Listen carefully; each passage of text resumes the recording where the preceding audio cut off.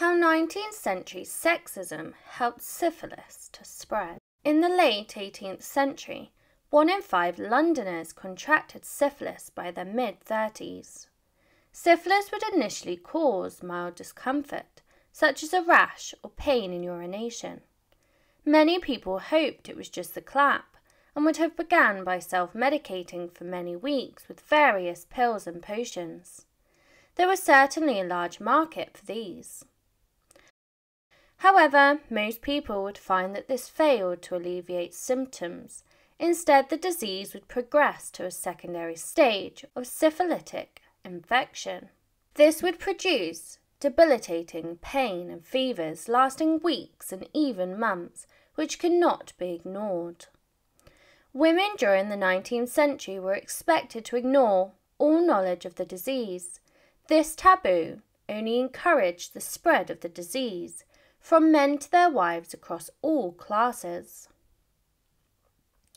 Upon realization that the disease had not vanished, the men would face a moral dilemma and decide whether they should cancel their weddings, which would lead to social ruin, or marry their wives and infect them and their future children. The choice was an impossible task. Historically, syphilis was tremendously problematic to cure. Patients would often respond well to treatment, believing they were now cured, only for their symptoms to return months or even years later. These men would be given the all-clear to marry, but would then infect their new wives when the treatment failed long-term. The taboo of the disease would cause mental instability in its victims, with many becoming paranoid of being found out and going to great lengths to hide it from those closest to them. The treatments would be drawn out and the eventual outcome was uncertain, which led to patients becoming mentally unwell. 19th century doctors took seriously the notion that a diagnosis of syphilis could trigger acute despair. The impact of syphilis on the body was extreme. It could cause infertility, lead to miscarriages and stillbirths. The children that did survive may never show symptoms, or they may die from serious health complications. This is the reason why syphilis is screened during the early stages of pregnancy in Britain, so that most cases are caught in pregnant women.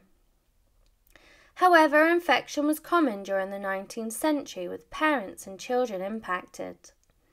Scandal would often break out amongst families such as that of Gertrude Blood and Lord Colin Campbell. Lord Colin was treated for syphilis and believed he was cured, but he was not. When they married, he passed this on to Gertrude, who would later decide she wanted a divorce on the grounds of cruelty.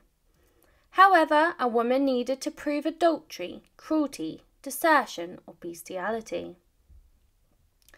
Women who found themselves infected by their husbands would be given little help or support from those in the medical and legal establishments. They would side with the men and attempt to protect the men only.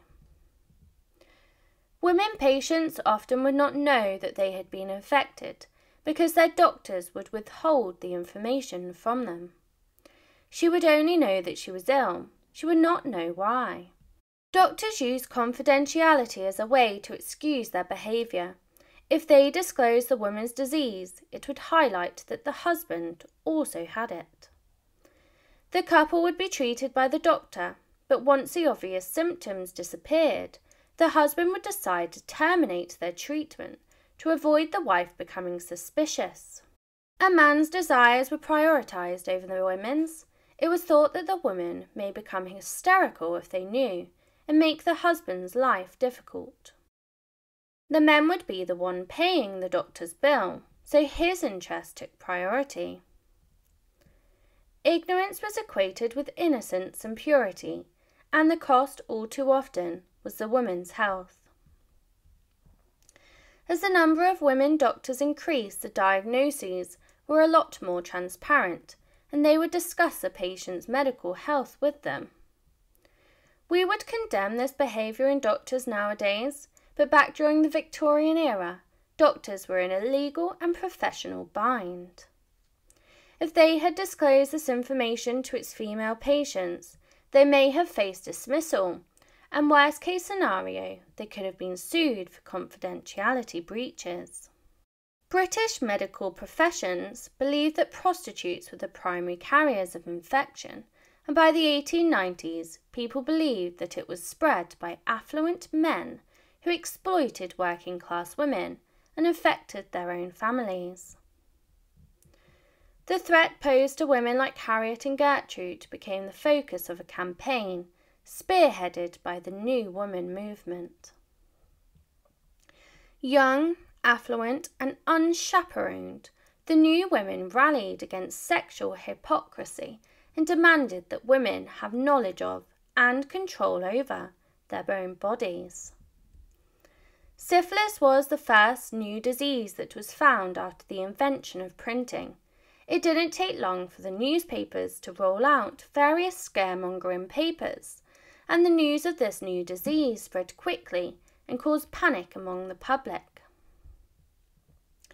Syphilis was often front-page news, and those that could read were well aware of the dangers of the disease. It was the first disease to be known as a sexually transmitted one, which led to a huge amount of taboo, as it was often linked to a person's moral sexual state. The origin of the disease was debated over, with the European countries often blaming each other for the spread. There were many treatments used to try to treat the disease, and some of them were catastrophically dangerous, and some of the treatment caused worse symptoms than the disease itself. Unbeknown to the public, these treatments were very ineffective at treating syphilis. When syphilis was first being detected, many treatments were invented across Europe. Many were based on the idea of expelling the disease from the body, so methods such as bloodletting, which involved cutting the skin and letting the blood pour out, in the hope it would let out the diseased blood, before being replaced with blood that would not be diseased. Laxatives were also used to expel the disease through waste. Alongside this, taking baths in wine and herbs or olive oil was also used. These were some of the more mild treatments compared to the treatment that would be most common during this period. The most dangerous and mutilating treatment that was used was mercury. It was the longest-serving treatment used for syphilis during this period. It was thought that syphilis was similar to leprosy, and mercury had been used against this disease for many years. People were queuing up for a cure to this disease that represented a poor moral compass. Syphilitic patients were given this treatment in several ways. Some would rub it into their skin, while others took it orally. Another method was called fumigation. The mercury would be vaporized over a fire, and the patients were then exposed to the steam that was emitted. Patients would sit on a bottomless seat over the hot coals, or they would be placed in a box called a tabernacle, where the whole body would be exposed except for the head. The idea behind using mercury was to encourage the patient to salivate the disease out of their body. Unfortunately, the use of mercury caused devastating symptoms, such as gum ulcers and loose teeth. Despite this, the use of mercury did not slow down. It was even discussed that an injection, including mercury, would be administered for patients. Without advanced medical knowledge, the syphilis would continue to spread throughout the body, and it would cause long-term irreversible issues such as defects to the face and nose, where the nose would collapse. Syphilis had been turned into the biggest taboo of the times due to its sexual nature, and those that were showing symptoms, especially physical mutilations, would be marked as a social pariah and a symbol of sexual deviancy. People tried to hide their illness, and this was how artificial noses were introduced during the 16th century. A facial surgeon attempted to reconstruct nose defects. Tissue would be taken from the arm and sewn to the face, and this would mean that patients would have to have their arm strapped to their face until the blood vessels grew in the correct place.